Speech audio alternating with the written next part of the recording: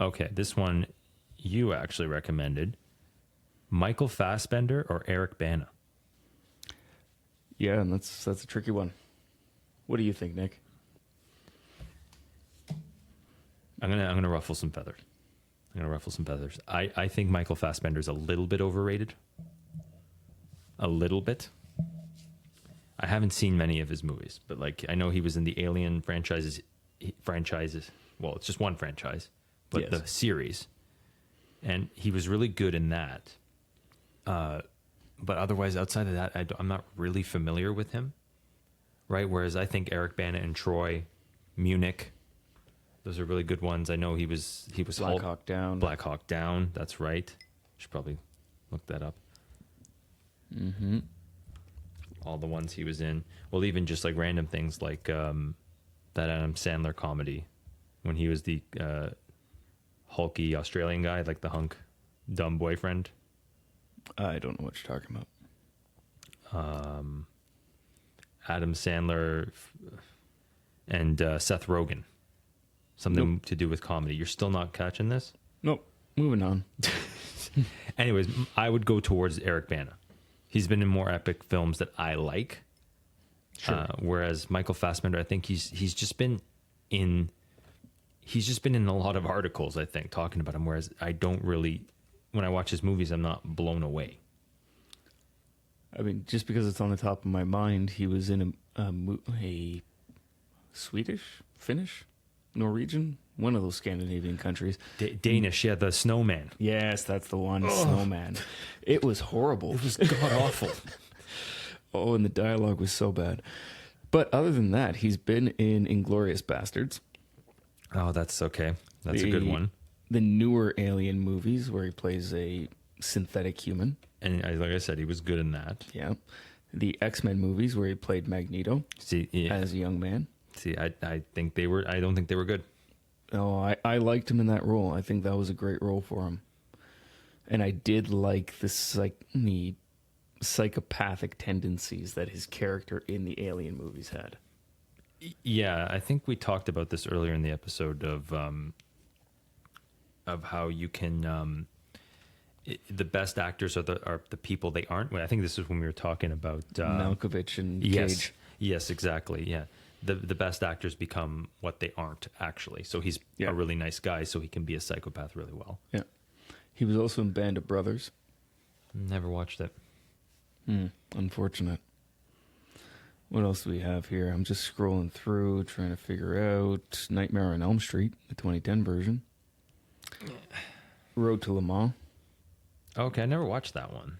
I never watched it either, but I bring it up because he has legitimately raced Le Mans. Really? Yes, he is a driver in GT3. Oh, wow. For which team? It's a Porsche team. I can't recall exactly what it is. Right, because he's German first. You think of him as English, but he's actually a German. Yeah, he is hardcore German. I think he's German-Irish, isn't he? That's right. That's right. Yeah, German-Irish. What else has he been in here? He's been in 300. Okay, fuck. Okay, you're right. Now this is tough because 300 and Inglourious Bastards are two of the best movies ever made. Yeah, and his character in Inglourious Bastards was pretty good. Yes. That being said, Eric Bana in Munich was a great role for him. I don't know if you watched Hannah. I didn't. Hannah was a great movie. And he actually wasn't in it for long, but his role was kind of pivotal in the movie. So, to me, it's a good comparison. Troy as Hector, he was fantastic in that. Yeah. I love that movie, Troy. I think it's a really underrated movie. Orlando Bloom, Eric Bana, Brad Pitt. That's a star-studded cast. I'm throwing away the girl, Australian girl who then becomes in Neighbours. What's her name? Oh, I know the one. Yeah. Rose Byrne. Yeah. Sean Bean as Odysseus. I always forget Sean Bean's in that movie. Sean Bean's in everything. Name a movie he's not in. He's probably in it. That's a good point. Sean Bean or Samuel L. Jackson. Jesus. Right? That's it, man. On the other hand, Fassbender was in A Dangerous Method. What was that about? I don't think I've seen that. That's about Sigmund Freud and Carl Jung. Okay.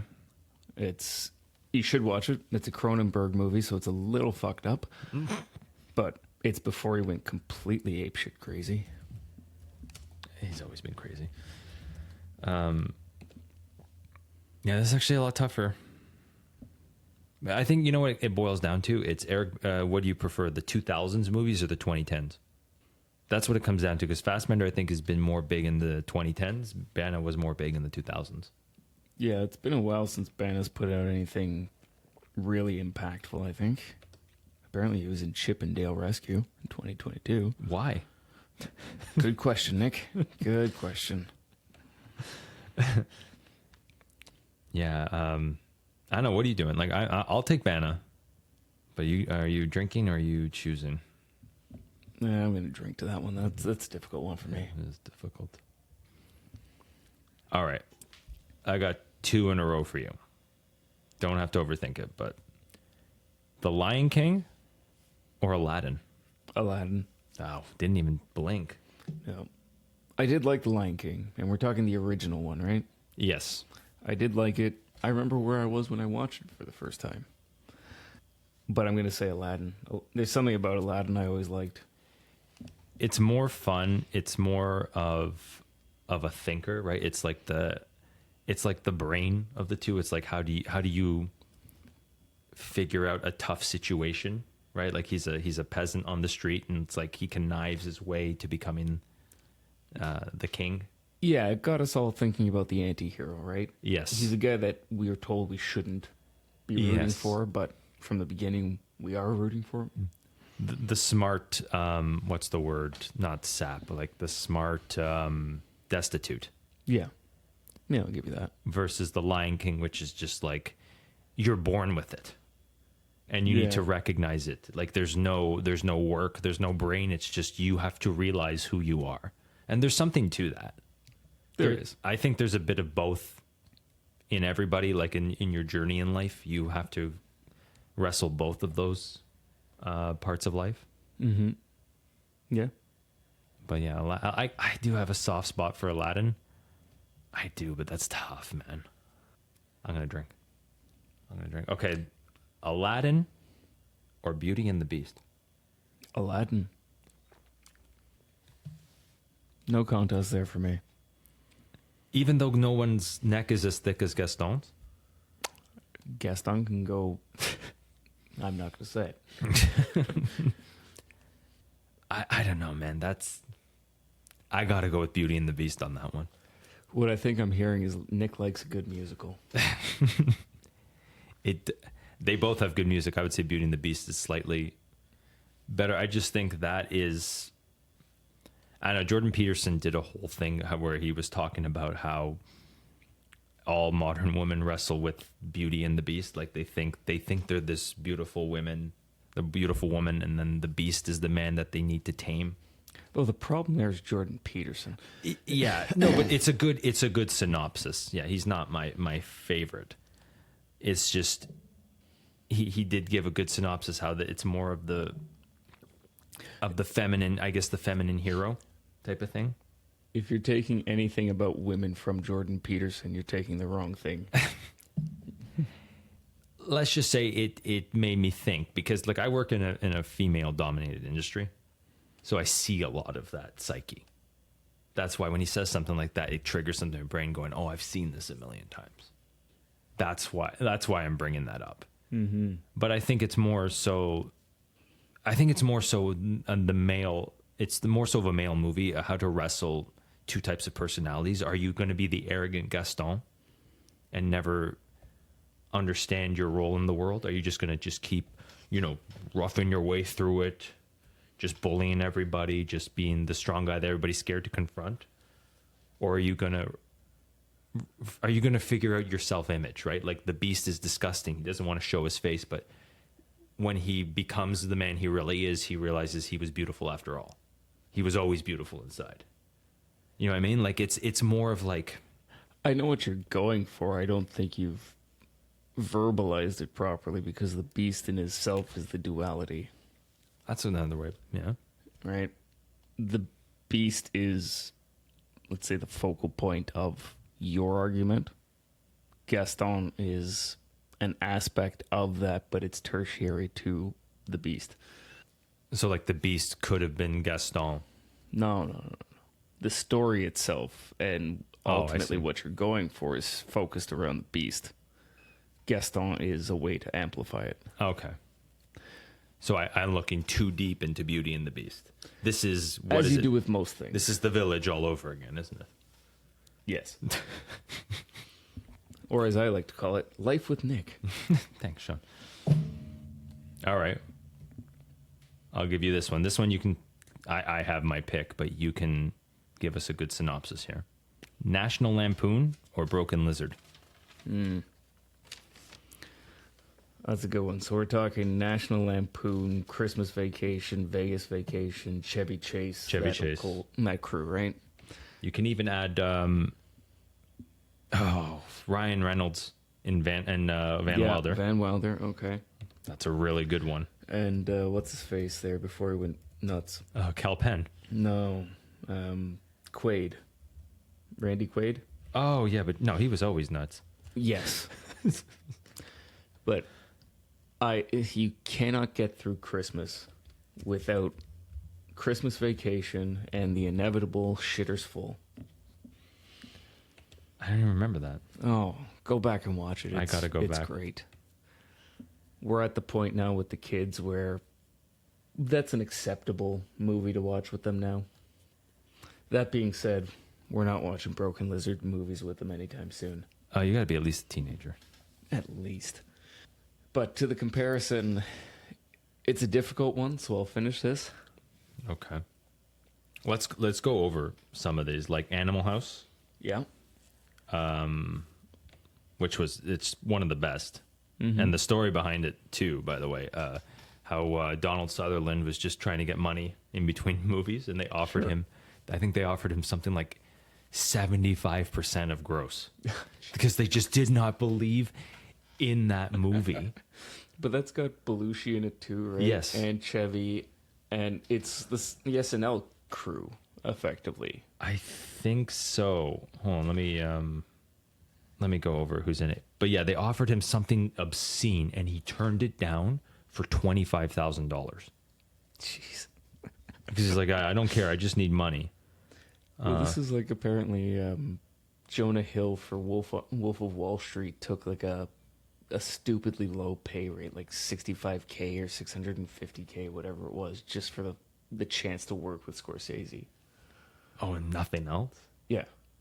Wow. Like that's effectively how he got the role by, not wanting to get paid, like just wanting to work with Scorsese was enough for him.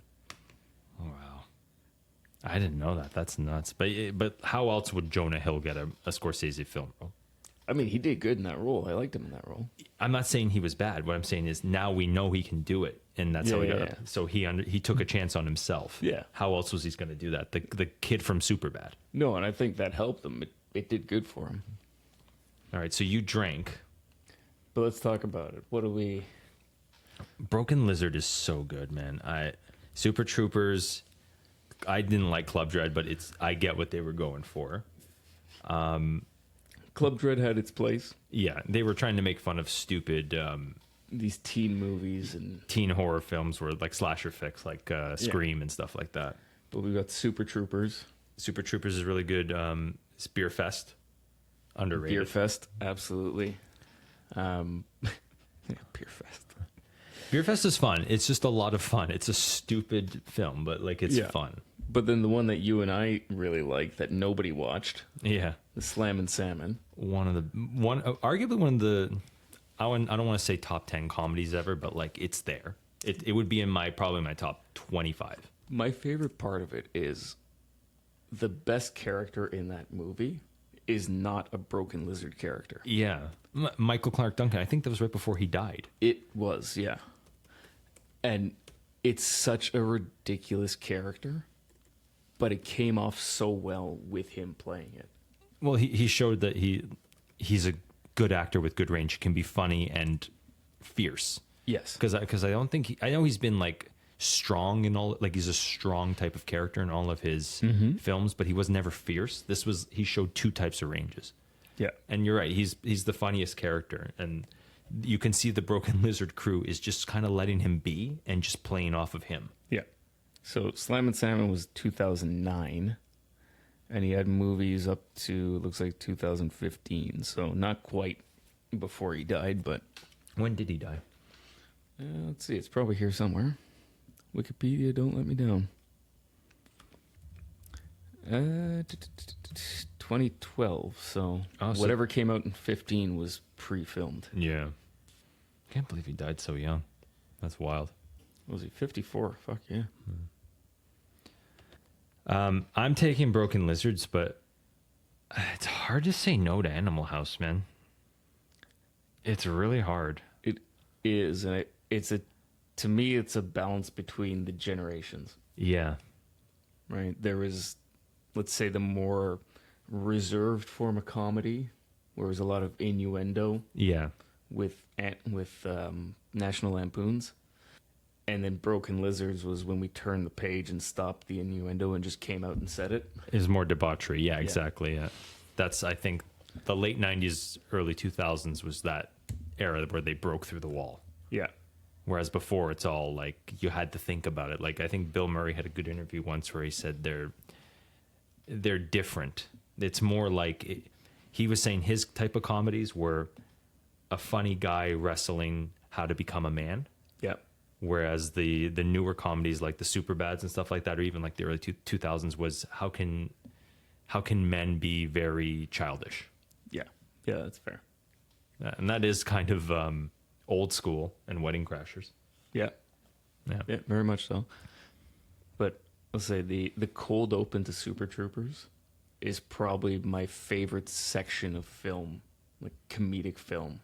It ranks at the top there. Watch what I'm doing here. I hear this word all the time, this phrase all the time. Oh, come on. I hear it all the time, the cold open, and I never understood what it means. It's like a teaser segment shown before the opening credits. Yeah, so like the first scene before you get introduced to everybody is just coming into the film. Yeah, the where the kids are tripping out on mushrooms in the backseat of the car. Or well, one of them is. Yeah, they're on their way to wherever on the highway, getting stoned, and the cops pull up, and there's no context to it at all. It's just cops and stoners. And the movie's about stoners, so you figure, oh, this is what it is. And then it all just turns on its head. Yeah. It's great. Well executed. The funniest part of the film, there's a lot of them, but one that always made me laugh. When he's got the speedometer and he's trying to rub it as fast as he can. That was ridiculous. Yeah, sorry. This won't be made for kids, this episode. No. To me, it was the Germans. Yeah, the Germans. And then you see him in the bedroom later. Ooh, fun! Yeah. That German actor's in almost all of their films, right? Yeah. He's in Slam and Salmon. He's in Beer Fest. Yeah. I think he's in Club. He's in Club Dread. I think he is somewhere randomly. If he isn't, I think she is. Yeah, maybe. Anyway. All right. You want to ask this one, the next one? Yeah, let's do it, because I think I know where Nick's going to come out on it, but we'll do it. Guy Ritchie or Martin Scorsese? If you all remember last year, I went off about how Martin Scorsese is pretty overrated. However, in rewatching some of his films in the past year, and in the nature of Nick over the past year growing, I'm not just going to write him off just yet. We're going to talk this out. Because he does have one of the best movies ever made, The Departed. Shutter Island was decent. You loved Shutter Island, and that's unfortunate. Decent. I didn't say amazing. It was kind of annoying at times. Here, I just want to list Wikipedia of all his films. Just that's all I want to go over right now. Oh, Google's free, Nick. Shut up. Here we go. Look, I'm there. Casino, after rewatching, Casino is a lot better than I remember it. Mm-hmm. It's a good movie. Gangs of New York. I don't think I've seen that. What? I'm trying to think. Like, I've seen bits and pieces. Go watch it. I'm gonna have to. Fuck's sake. Yeah. Well, what's his name? The English guy that's in there. Very good actor. Was in There Will Be Blood. Daniel Day-Lewis. Yeah, Daniel Day-Lewis. The Aviator. Yes. Shutter Island, you said. Goodfellas. The Irishman was a little disappointing. Yeah. Yeah, that was not a hit. I still haven't seen Killers of the Flower Moon. Oh, no, I haven't seen that either. I want to watch it. Mean Streets. Taxi Driver. Cape Fear is a lot of fun. Yeah. Color of Money is what again? Have I seen it? Oh, the pool one. I gotta watch that one. Because yeah, Wolf of Wall Street I like, but I think it's just such an encapsulation of who he is as a director. Like that type of film is just like very go in your face. There's a lot of like cool little quirky remarks that you remember, like memorable scenes. Mm-hmm. A lot of nonsense, a lot of like debauchery at times, a lot of like random killings, like the guy who you see him kill himself in the tub randomly because he married the girl that they all banged in the office. Wow, you remember a lot more about that movie than I do. Well, because I like that stuff. I like finance stuff. We can even do like if you've ever seen the movie Margin Call. Margin. I have. Yeah. You didn't like it? I can't remember it. No. Margin Call, or what's the other one? The one with Christian Bale, Steve Carell. What's that called? Shit. Ryan Gosling. Oh, The Big Short? Big Short, yeah. Wolf of Wall Street. Like they were all trying to say the same thing. And you can make different points of history, but yeah. Yes. Yeah. You can make a case that Scorsese did that the best. I wouldn't. I like Margin Call the best. Okay. I didn't even mention Goodfellas because like I like Goodfellas, but it's good. My problem, like this is where I'm gonna say that I didn't say last year. My problem with Scorsese is not that he's bad; it's just that he's not that good. But there is a good list of films here. Strong take. Okay. Whereas Guy Ritchie, man, like all of his films are just bangers, man. I will put it out. Well, be careful. Some of his new made for Amazon stuff is not phenomenal. Oh, the French one, yeah. Ugh. Here, I'm gonna find it. Soundtrack wise, they both are really good with music. Yes. But I will give Scorsese the edge. I have yet to see a Scorsese movie where the soundtrack is subpar. Because he uses Fleetwood Mac, which is like, that's a trump card. Well, it's not just that. Like, he knows how to set the mood with music to the point where you don't know where the movie's going. But when the music kicks in, you're like, oh, fuck, somebody's dying. That's, yeah. Yeah, or if the music starts to get louder and there's a guy narrating, you're like, okay, someone's about to get shot and buried in something. You mentioned The Departed as being one of your favorite movies. Yes. Do you know what The Departed was based off of? Japanese film? Chinese. Oh, that was Japanese. Okay, yeah. Chinese movie called Infernal Affairs, which I have it actually, if you ever want to watch it. His take of The Departed is very close to the general story of the Chinese movie, which is based on the Chinese mafia. But he's taken that and transplanted it into a true story, well, true events of a Boston mobster. Whitey Bulger, I think. I'm not sure if it was Whitey Bulger, but yes. He's an actual guy who operated in the Boston area, and it's almost a shot-for-shot remake of the Chinese movie, but in Boston with the Boston-centric story. It's pretty cool. And he assembled together arguably the best cast in film. Oh, it's a great cast. Martin Sheen, Mark Wahlberg, Alec Baldwin. Sorry, I don't know why. I was about to say Adam Baldwin for some reason. Alec Baldwin, Leonardo DiCaprio, Matt Damon, Vera Farmiga. Mm-hmm. We're missing some big. Jack Nicholson, of course, the best, and Ray Winstone. How those two didn't win Best Supporting Actors that year, and Mark Wahlberg did, is kind of Did ridiculous. you say Martin Sheen? I did say Martin Sheen. Okay. There's more. And I'm not sure if you know, and I'm sure anybody who's paid attention and has watched whatever about it, every time someone dies in the movie, there's an X in the background. There's an X? Yes. I've never paid attention to that. This is a takeaway from a very old movie. I forget which one. But every time somebody dies, somewhere in the background, there's an X. I think I actually, off the top of my head, when they shoot Anthony Anderson, another one, you see like the cardboard and not the cardboard, but the plywood in the back have an X. Yeah. And as Martin Sheen's falling down the window, falling down The building. the windows have taped X's. I'm going to pay attention to that when I rewatch it. That's amazing. I saw somebody say that in a director's cut or something like that, like a commentary, and then I went back and watched the movie, and sure enough, every single time you can find an X in the background. It's that level of attention to detail. That's a good one. My fiance brought up. I'm sorry to segue to something so low end, but American Dad. Okay. Where every episode where something bad happens to the family, you can see the terror level on the fridge being high. No, but that's just it. Yeah. It's these directors that have these little quirks that they add in, right? Yeah.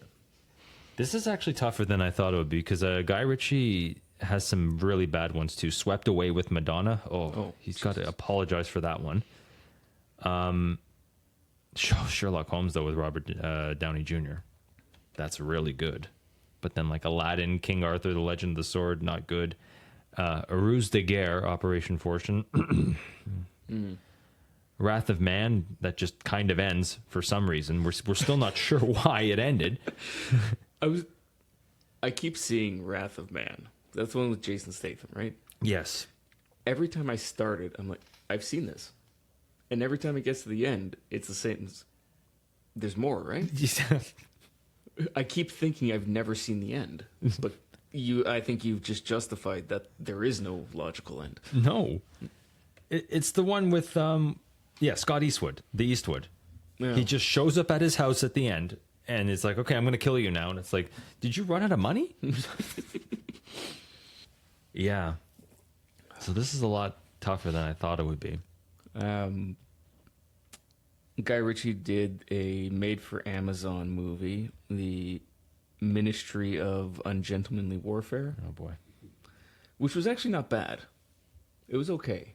But it wasn't what I've come to expect from Guy Ritchie, especially after The Gentleman. Yeah.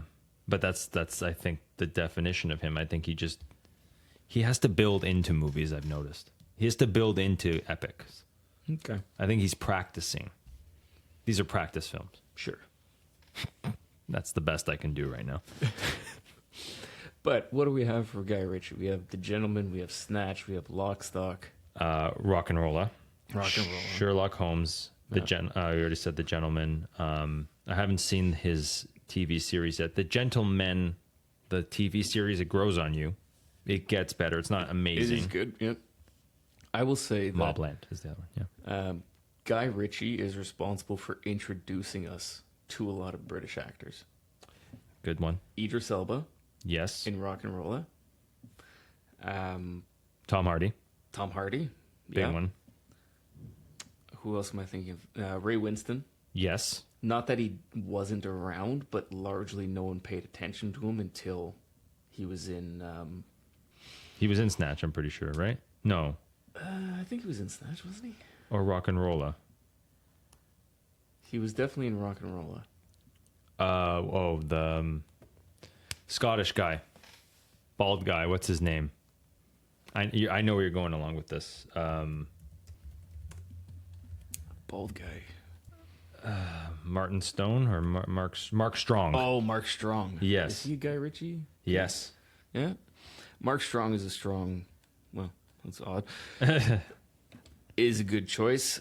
No, I'm thinking Bullet Tooth Tony. Oh, he was what's his name? Where is he here? Vinnie Jones. Vinnie Jones. But also Stephen Graham. Oh yeah, Tommy. Yeah.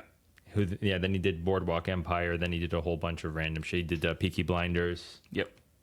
Yep. He is a good one. Gained a lot of weight really fast. He was really skinny in Snatch. Yeah.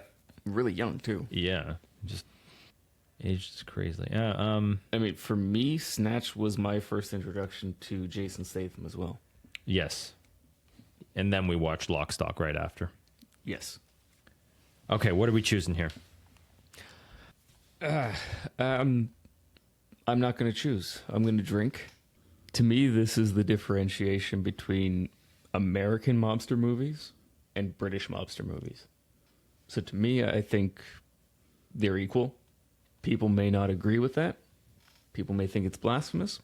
But to me, that's where we are. I am drinking too. That last thing you just said nailed it, actually. It summed it up perfectly. It's American versus British. Mm-hmm. And there's arguments for both. Yep. All right. We'll switch to Tarantino since we love him so much. The Hateful Eight or Jackie Brown? And for our listeners, this is because The Hateful Eight is very dialogue heavy, and so is Jackie Brown. It's not a lot of action. Yeah. They do have action at points, but it's more about conversation in these films. Yeah. I feel Jackie Brown is a Tarantino movie that a lot of people don't associate with Tarantino because it's tame, Yeah. for lack of a better word. It's not over the top. It's a proper, like, dramatic movie. Yes. It followed Pulp Fiction. So it was like 2 years after Pulp Fiction, you see that. Yeah. And then you just see this very, like, calm, like Samuel L. Jackson and Robert De Niro just talking in a car for most of the film. Yeah. And what a role for De Niro. Definitely not one that we're used to seeing him in. Yeah, the dumbass coming out of jail, right? Like, Yeah. Yeah. It's a difficult one. And you and I talked about it. Hateful Eight is basically Phone Booth yes. in the sense that it's a single scene movie. And as you said, well, you had a funny comment about that. If you want to add that, it was for 2 hours. Oh, yeah. Instead of 90 minutes, it was almost 3 hours worth of a single scene. Yeah. That being said, it is a much better movie than Phone Booth. Yes. Oh, for sure. Yeah. Better actors, better dialogue, better, amazing story that just kind of goes under it all, right? Like, And actually had a cast. Yeah. Not just one person. yeah. What's his name? Colin Farrell. No, I'm talking about Hateful Eight. Kurt Russell. Yeah. And funny enough, actually, it's the same girl from Jackie Brown. What's her name? Oh, is it? It's a Fonda, isn't it? Yeah. One of the daughters? Not Bridget Fonda. No, it might be Bridget Fonda. No. Oh, no, Jennifer. I'm thinking Jennifer Jason Leigh. Yeah. I'm not wrong for thinking Bridget Fonda, though. No.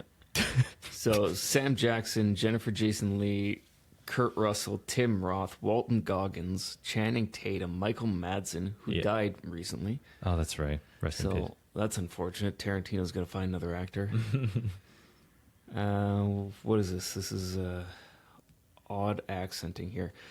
Demian Bichir, the guy that played the Mexican. Oh, yeah, he's the guy from Weeds. Is he? Yeah. You would know. I wouldn't. Yeah, we were talking about that off camera. Bruce Dern played the Confederate general. Yeah, that's a good role. Close the door. Yeah. Zoe Bell. I forget what she's in. I don't know either, but she's the Australian, New Zealand, whatever she was. Oh yeah, the farmhand. Yeah. Yeah. What else do we have here? Bruce Del Castillo, James Reamer. Michael Madsen did all 9 of his films, right? I don't know if it was all 9, but it was a lot.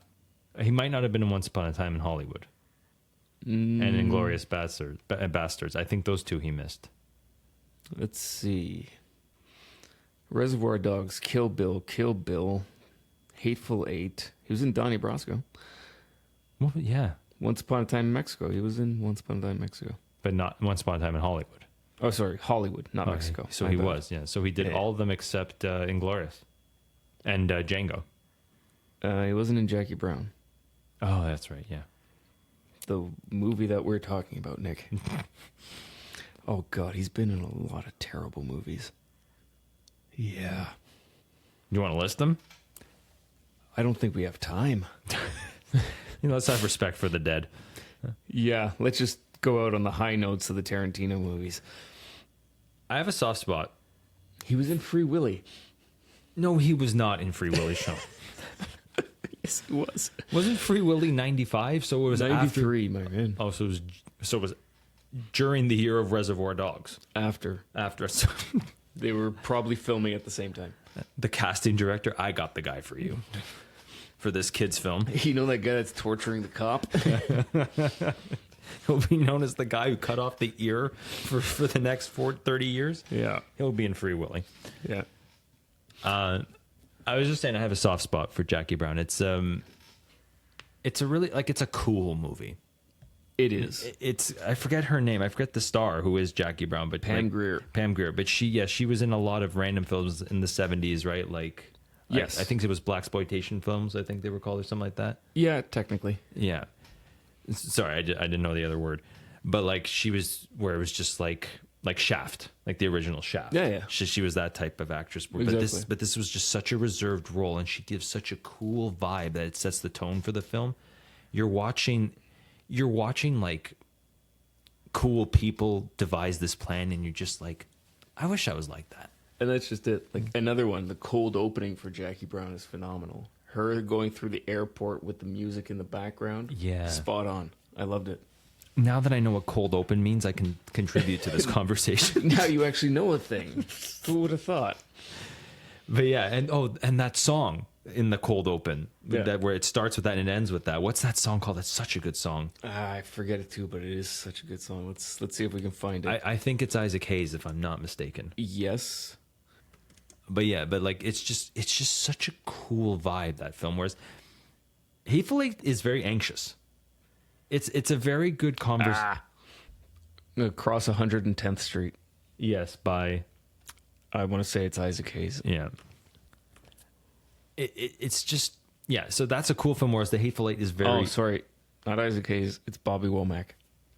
If you asked me to pick him out of a lineup to save my life, I'd be dead. No one's asking you to do that. Bobby Womack. Yeah, man, still not ringing a bell. Whereas Hateful Eight, you get just this really like what's gonna happen? Like who's gonna die? Who's gonna get killed? Who's gonna get discovered? Whereas like Jackie Brown. I was the third brother of five. Yes, that's the song. Yeah. Sorry, Nick. Didn't mean to interrupt you there. That was a good point. I'll start it over again. With the Hateful Eight, you get this idea of just like it's very anxious. Like you're very like, ugh. Whereas with Jackie Brown, you're very chill. You can just sit. I think it was meant for people who smoked weed in the 90s. Just sit down, roll a joint, watch, and relax. Kind of like what Pink Floyd's The Wall was, except like this is a movie. Interesting take. And I don't really have a rebuttal for it. I'll give it to you. Because it's so fucking right for once. Well, let's not get cocky here, Nick. All right, I'm choosing Jackie Brown. Yeah. I will agree. Wow. And I will agree because I think Jackie Brown was Tarantino actually trying before he realized he could get away with murder. You know what I mean?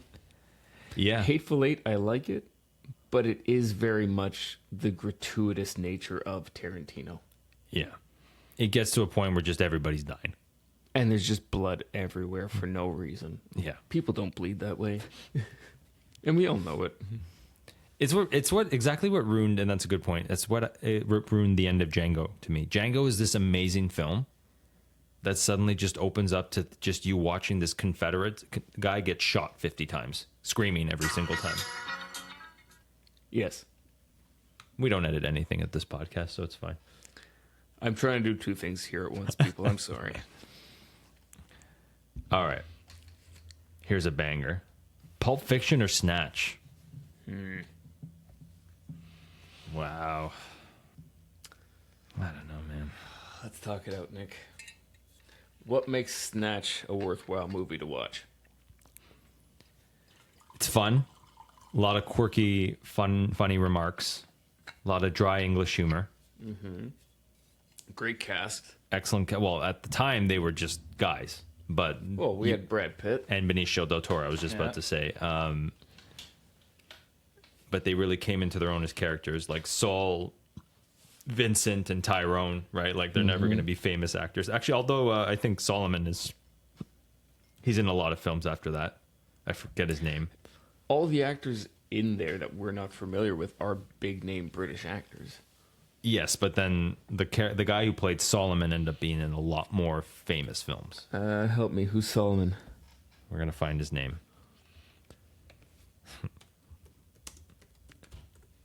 Yeah. We are checking. It's worth fuck all. Okay. Oh, Rade Srbedja, the Yugoslav actor, it was just basically Yugoslav at that point. Oh, by the way. He's a Uzbek. By the way, why this film I think is one of the best, produced by Matthew Vaughn before he became his own guy, with Layer Cake and the one with you know what I'm talking about. Yeah, we talked about this. Oh god damn it. How am I forgetting the Golden Circle? How am I forgetting the name of that? Kingsman. Kingsman, there we go. Robbie Gee is his no, Lenny James. Lenny James. I'm still Saul. Yes. Lenny James. He's been a lot. He's in The Walking Dead. Yeah, I've never. And he was in the show that I was telling you about, Low Winter Sun. Do you remember this? No. Low Winter Sun was another AMC show that literally came on after The Walking Dead. It was one season. It was Mark Strong and Lenny James as Detroit cops. Wow, two of the most English actors you'll ever see. But you would not know watching this movie. And it hit hard for me because I was traveling to Michigan a lot, and it was filmed in Michigan proper. Oh, wow. Like, it actually felt like I was there. And it never caught on for whatever reason. It was probably because it came on immediately after The Walking Dead. The Walking Dead, so everybody tuned off to go to bed. Yeah. But holy shit, that was a well done show. And that was Nobody watched it. And that was a time when Detroit was doing really bad. Oh, fucking terrible. I've told you before about going to the GM Tech Center in Pontiac, Michigan. Yeah, I do remember this story. And you go to turn into the guest parking, and the intersection when you go to turn in, so the entire facility is all chain link fenced off with chain link fence. And as you're turning left to go into the facility, on one corner there's a burnt out fire station. And that to me sums up at that time what was inner city Detroit.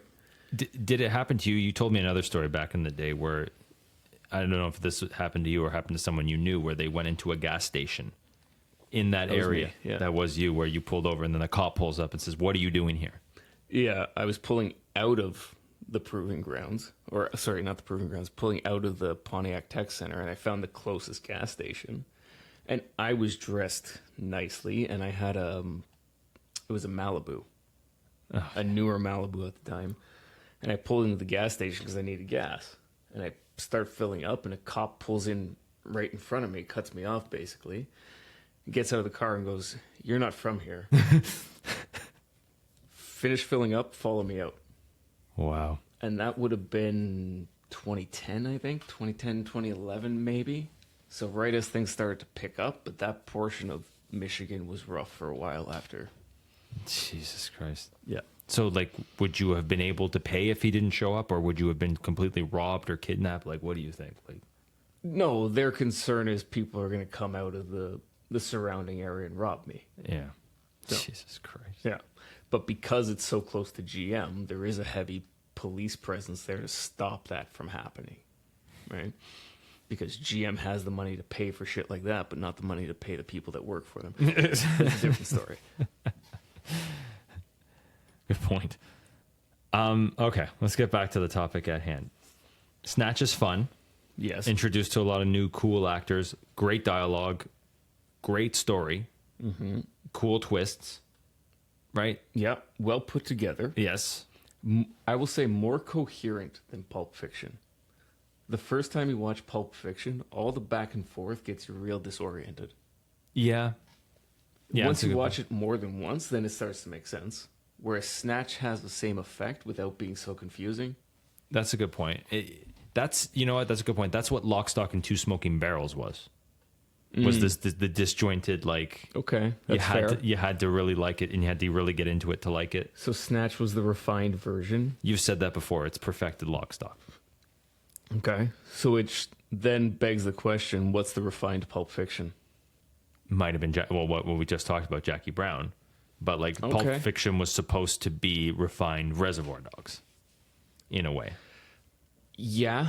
Two completely different stories, But though. Whereas, somebody not understanding might say the opposite. how so? I feel like Reservoir Dogs is more linear, or feels more linear than Pulp Fiction, even though it is segmented the same way. Yeah. Actually, that's a really good point. It does have a start to finish, even though you go back in time a lot, whereas Pulp Fiction, there's 4 stories that may or may not join together. Yeah. Now, Reservoir Dogs is clearly one story with 4 viewpoints, maybe. Mm-hmm. But it has a it has a spine, Yeah. and you branch off from it, let's say. Yes. Whereas Pulp Fiction is 4 different movies that you're piecing together. Yes. That's somehow, I think there's like a Venn diagram is the best way to put it. Yeah. With the center, yeah. Yeah.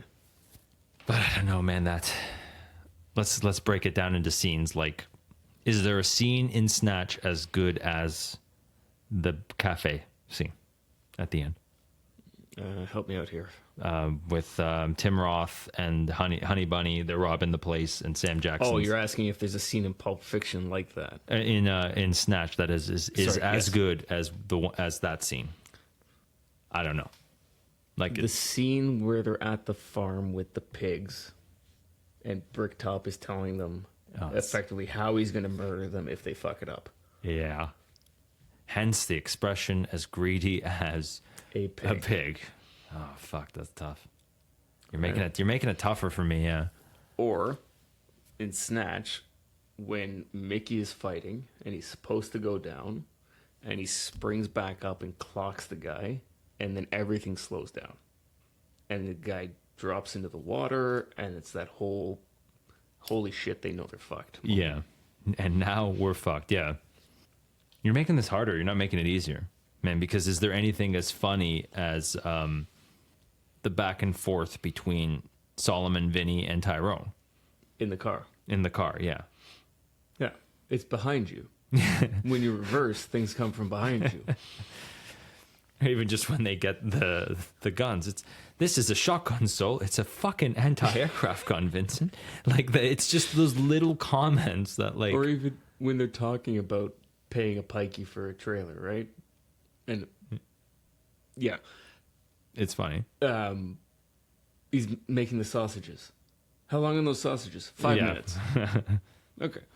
They have their conversation, their monologue, whatever. And how long are those sausages? 5 minutes. It was 5 minutes, 5 minutes ago. Or 5 minutes, or 2 minutes, 5 minutes ago, whatever the fuck it was. It was 2 minutes, 5 minutes ago. That's yeah. Yeah. It's that British humor that sets it apart, right? Yes. Where Tarantino doesn't have that, but he's got the genuine obscurity of Tarantino, right? Like that scene in Pulp Fiction where Sam Jackson's just talking about the fact that his girlfriend's a vegetarian and he can't eat burgers, so he's shooting the shit about the fucking burgers while he's got a gun in this guy's face, Yeah. right? And then Vincent shoots Marty, right? What's his name? In the back, who's sitting in the back seat and his head blown up. I think it is Marty. No, it's not Marty. I forget what it is, but Martin, maybe. Maybe, yeah. Like Yeah. that's funny in its own right. And then when the wolf comes, that's Yeah. a very funny scene. Like we're gonna get through this together. Let's not jerk each other off just yet. Like Yeah. it's funny it's a dark funny, whereas I think Snatch is a funny. Yes. And Tarantino's cameo in that scene where Sam Jackson's like, damn, this is some good coffee. He's like, don't tell me about my coffee. I know I buy the good shit because I like coffee, right? Yeah. It's even funny, you could say, when Bruce Willis runs over Ving Rhames. Mm-hmm. Yeah. This is tough, man. We're just making it harder. All right. Snatch has a spine. Yes. Pulp Fiction's a Venn diagram. The pure audacity of the scene in the basement with Ving Rhames and Christ. what's his name? I'm sure you know it. The guy from The Mask. I don't know his real life name yet, but he's The guy who plays Z. is the Dorian in The Mask. Yeah. Whatever his name is, just the audacity of that scene to then have Ving Rhames stand up and shoot the guy with a shotgun. Yeah. Now I'm gonna get medieval on your ass. Last few minutes of your life are gonna be painful. Yeah. Right. And then I think the implication there is he's going to call the wolf. Yes. Oh yeah, that's a good point. Right. Yeah. So it all ties back into. Yeah. I don't know, man. Let's drink. I'm gonna drink. I'm going to drink, but I'll just tie it up because I think I've talked myself to the answer here. I think it's Pulp Fiction because, yes, there are 4 different stories that meet in a Venn diagram, but they're coherent and they do loop back and it does come back to one story. And I think that's the genius of proper Tarantino. Yeah. And I think it's also here. We'll just drink. It's probably Pulp Fiction just for like I said, for flashpoints, for scenes like the cafe, but then like Uma Thurman dancing to "You'll Be a Woman Soon," right? Like those are epic moments right before disaster. Even But also just that scene of her getting stabbed in the chest with holy shit. yeah, that they had never done something like that before. Yeah. It's probably Pulp Fiction, but it's hard to say no to Snatch. All right, let's see if It we is can hard to say no to Snatch, Nick. phrasing. And he got there. All right. Okay, let's hope this doesn't. We're already at 2 hours, but let's hope this one doesn't take another hour in itself. The Big Lebowski or No Country for Old Men. This is the last one. And I asked you about this because I didn't understand how you're going to compare these 2 movies. I think No Country was the end of the 2010s, we can say, for Joel and Ethan Coen, and Big Lebowski was the end of the 90s, early 2000s. When was the Big Lebowski? Was it 2002? It's 2 different eras, 2 different Coen films that are both amazing, epic, and just like, I would say iconic, like culturally iconic in so many ways. I would say I was a late adopter to Big Lebowski. Well, we were young when it came out. Yeah, but like a lot of our friend group saw it, and I didn't see it until I'm pretty sure I don't think I saw it until I finished college. Wow. Yeah. And for whatever reason, I didn't want to see it. People were raving about it. I kind of just shrugged it off, didn't want to see it. And then I finally sat down and watched it and was like, holy shit, I should have watched it sooner. Mm-hmm. Right? But we got Jeff Bridges, we got Steve Buscemi, we've got John Philip Goodman. Seymour Hoffman, John Goodman. Tara Reid. Yeah. What's her name? The redhead. Julianne Moore. John Turturro is in there. Yeah. And what's his name? Jesus? I'm going to fuck you guys. The Jesus. Yeah. He's really funny in that. It's one of the few, like, speaking of Snatch and Pulp Fiction, it's one of the few films that is funny, dark, and interesting. The entire storyline of having a gang of nihilists who have no actual impact on the story other than to be a hindrance to the main character, right? Yeah. You could write that story without that group of nihilists, and it would be the same. It's just there to pester people and ultimately kill Donnie. Yeah. Well, his heart killed Donnie, but Sure. yeah, that's a good point. Actually, it introduced the what's it called? The theatrical not significance, like a play, like what am I thinking of? Like I can't think of the word. Like a utensil, like, you know what I mean? I'm thinking like a tool, like a tool in plays where you have just this random thing inserted into the storyline to get Yeah. It's not Deus Ex Machina. What is it? It's Definitely not Deus Ex I know. Machina. I know it's not. I'm just saying it's that type of It's a literary tool. Yes. Which one we can't describe. Yeah, where like to keep the story going, the toe comes from that gang of nihilists. Yes. Yeah, that's fair. Yes. It's genius. Yeah. Sam Elliott's in there too. I forgot about. I don't like you that much, dude. Oh, he's the narrator. Yeah. But yeah, this is even more interesting. This is 1998, The Big Lebowski, and No Country's 2008. So 10 years apart. Every decade they create a amazing film. Very different movies. Yes. So No Country, very obscure movie when it came out. I don't think a lot of people understood what the hell was going on. And I watch it maybe once a year just because I get the hankering to watch it, whatever. It's fun. It's a good movie, and every time I watch it, I figure out a little bit more. But it's not as easy to watch as The Big Lebowski. It takes some effort to watch it. As No Country, you mean? Yeah. Well, No Country takes some effort to watch. Oh, really? Yeah. Big Lebowski's easy to watch through. It meanders, I would say. Big Lebowski does. And it's relatively long. But No Country, to me, doesn't flow as easily. That being said, still a great movie. I think Javier Bardem, I think I messaged you about it. When he did that movie, he was our age. That's terrifying. Yeah. Yeah. That haircut did not help him, but I think it helped the character. Yes. It made that character so much more psychotic. Yeah. And it's Jeff Bridges, right? In No Country? No. It's Not Jeff. Fuck. Josh Brolin. And, Josh Brolin. That's the one. Yeah. Jeff Bridges is Big Lebowski. In Big Lebowski. And Tommy Lee Jones is No Country. Yeah. But that relationship that Josh Brolin and Javier have is fantastic. I love it. You brought up something in that, the flow, and you learn something more about The Big Lebowski. The whole point of it is just, it's all about the dude, right? Like it's not, you think there's this big story with this big conclusion, with this big, what's it called? Bringing together. The climax. Yeah. Climax, yeah. But it's not. It's just some idiot who just wanted a rug. He just wanted a rug. He was just trying to live his life in his fucking robe with his White Russian in his hand. He did something once 20 years ago and living off those royalties. Mm-hmm. And he just stumbled into this elaborate conspiracy. Yeah. That had nothing to do with him really, but then ended up having something to do with him, but then was ended without having anything to do with him. He's just the dude. I gotta say. And that movie is probably solely responsible for Kahlua still being a brand.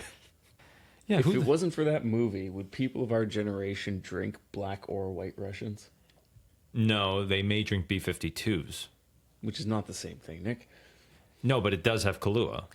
Who the fuck do you know drinks B-52? An unfortunate amount of people. That is unfortunate, Nick. I can't drink black Russians anymore, but they're fantastic. What is a black Russian? It's Kahlua and Vodka. Oh yeah, yeah. I'll take a white Russian. A Caucasian, if you will. From the Caucasus Mountains, yes, would make it absolutely Russian. Well, yes. no, you've ruined it now because he calls it in the movie a Caucasian. Okay. Come on, Nick. Just thought it was a good. Stay on topic. No. Is it just white milk, vodka, and like a dash of Kahlua in a white Russian? No, it's 1-to-1 vodka and Kahlua, and they fill the glass with milk. I personally hate them. I don't know how anybody can drink white Russian, but Heavy cream? oh god, What about a white Russian? I am not a dairy person, Nick. I get that. I recently got into coffee and cream recently. I started drinking coffee at 34, if you'll believe this. 34. I believe it because I know you. Idiosyncratic, yes. Or neurotic, as one would say. I've been drinking coffee for much longer, and I don't know why the fuck you've waited. I thought I had natural, mental acuity and strength. I didn't, and I realized... you've always sucked. And I realized I would have been a lot better in my 20s if I had coffee. No, you would have just sucked less. Shut up. Okay, what is it? What are we choosing here? This is tough. I kind of want to drink just to say they're both really good movies, but My heart is telling me Big Lebowski. Your heart. Why is your heart telling you Big Lebowski, Nick? Let's break it down. Because it's more fun. It's more of like you said, you want to rewatch the Big Lebowski. You don't necessarily want to rewatch No Country. No, I want to rewatch both. I want to rewatch both for different reasons. I want to rewatch Big Lebowski because it's funnier. Yes. Yes. I want to watch No Country for Old Men because I want to keep finding the little things. I feel like it's a movie that has so much buried in it. And admittedly, I'm always half watching it. My attention span has gone to shit. That's bad. I know. So if I watch it 20 times, I might get the full effect. But I feel like I have a connection to Tommy Lee Jones in that. Which is scary because You're 37. Yeah, exactly. But the narration that he does in that movie and the message he's trying to get across, I get. Yeah, he's a smart old man, doesn't have the physical capability that he used to, surrounded by dumb young kids. Yeah, in a world that he doesn't understand anymore. Yeah. And I feel that. As old as that makes me sound, I feel that. No, things are changing so much, and you and I we're so comfortable in our ways that, like, we're epic superheroes because we can write. We write on pen and paper. In cursive. Yeah. It's weird. It is a scary thought that I write in notebooks. Yes, no, I was just about to say that, So, yeah. I don't go back to these notebooks. This is my own little thing. For me to remember something, I have to write it down. Yes. However, once I write it down, I remember it. Exactly. So I don't go back to these notebooks. I keep the notebooks in case I need to go back, but I've never been back to them. But I remember what's in there. But also, when I write in the notebooks, it's for me. So I write in cursive. And my handwriting is horrendous. I had a professor in college tell me I should have been a doctor. Okay? But this is also a security measure for me now. Because no one can read my handwriting. I can put whatever the fuck I want. And if anybody finds my notebook, they won't be able to decipher it. Right? Same. But this is it. This is the old curmudgeon-y man in me. That I can write cursive and I understand what this means. And all these young whippersnappers, if you will, come in and, what the fuck is this? But they're all unconfident with their memory these days. And all of them write all their lists on their phone. If I have to make a list, I have to, like you said, write it down in a notebook. Yes. I refuse to make notes digitally. Yeah, it doesn't help. It's so easy to forget. It's so easy to just get lost on your phone on something else. I've got 3 screens at work. And I have Microsoft OneNote. And I've tried using it. I can't. It's not the same. You just want to be like your hero, Adrian Newey, who you want to write everything on pencil and paper. I've got a filing cabinet full of moleskins. I've never once looked at them. But if I need to, I know exactly where to find the note that I'm looking for. So, with that being said, Yeah, I'm going to select No Country. I'll take the Big Lebowski, and then we'll drink to end the show. If precisely 25 of you only listen to this, our summer series, we'll be very disappointed. We want you to share this with everybody. We want you to create your own lists of music, music, and comedians. Create your own list with your friends. Create your own drinking game with your friends. We want you to be inspired to do your own thing from this. Share them with us. Maybe you'll get a cameo in next year's summer series. We'd love to have you guys on. To all of our loyal fans, please, you can get in the next episode next year. Comment, send an email, do something. We will make sure it's heard. Where can they find us? Instagram, F1_philosophy. Correct. YouTube, F1 Philosophy. And F1philosophypod@gmail.com. Send us your lists there. All right, we love you guys. We hope you enjoyed this. Enjoy the rest of your summer. We'll be back in 2 weeks, 2.5 weeks. Depending on when this comes out. Yes, we're recording this at, you guys can do the math, or maybe you can't if you're from Gen Z, but Listen to how drunk we are. enjoy this and have a good night, everybody.